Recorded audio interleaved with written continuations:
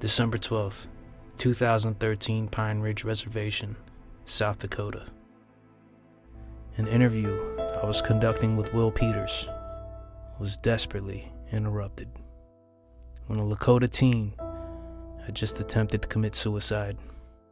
Well, earlier tonight, as we were visiting and getting ready for another interview, I received a call from dispatch, and I get calls 3-4 times a night and telling me they're bringing in an attempt. A young lady, 14 years old, who attempted to take her life, and she had cut her arms really bad and she had tried hanging herself. So what do? I just get up and I leave, and I meet the police officers, and if I need my crisis response team, I call them so they could be with the family. Because sometimes, suicide, it really devastates a family. And even though it's an attempt, it's still devastating to the family. So I left tonight to go answer a call. When I arrived, it was one of our clients who had attempted before. And so I get to their hospital, and tonight it was just hugging. As soon as she saw me, she started crying. So I slid her sleeves up. That's the first thing I checked. And she had cut her arms. And I just held her. I held her. Gave her a kiss on her forehead and told her it's going to be okay. It's going to be okay.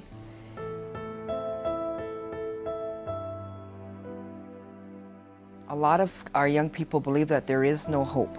A lot of them have dreams of going to college.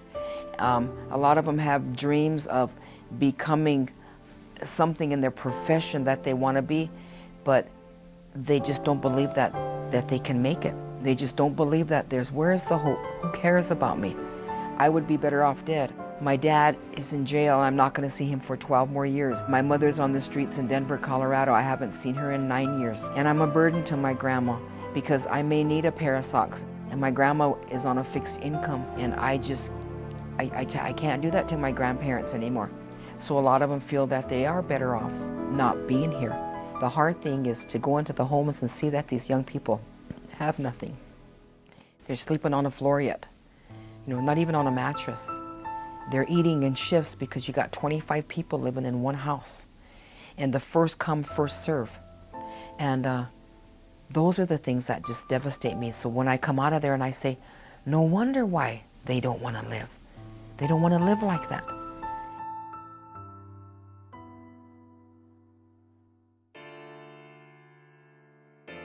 The name of the building is the SuAnne BigCrow Boys and Girls Club. It was named after my niece, SuAnne BigCrow, who was an all-star of life. She was alcohol and drug-free. She was killed in a car accident at the age of 17 on her way to the Miss South Dakota Basketball Awards banquet. We built this building after her. It's the first Boys and Girls Club constructed and put on a reservation. And what does it mean to me?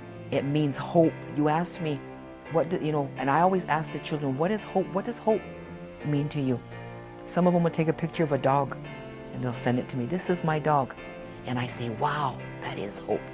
But to me, this building is hope for our young people. Right now, we're not at 100% because we can't afford the insurance itself, which is $24,000. So the community is pulling together to help us raise some money so we can try to get the doors open for our kids, because kids would come in and they have power hour.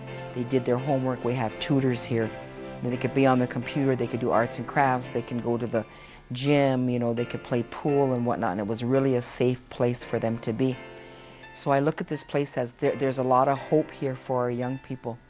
Hope in building a future for them, to give them a solid foundation that they are going to need in order for them to be successful, productive people in their community and in society and in their own life itself. We have a lot of kids that don't feel good about themselves, and this place makes you feel good. It makes you feel good. There is hope out here. Those children, the youth, the young families that are really struggling, they're the hope. It's said that hope is a thing with feathers that perches in the soul. It sings a tune without words and never stops. Because hope is a powerful thing. For donations, you can contact the SuAnne BigCrow Boys and Girls Club at 605-867-1011. On the last 20 days of 2013, there were 2 more suicides. Please help the SuAnne BigCrow Boys and Girls Club.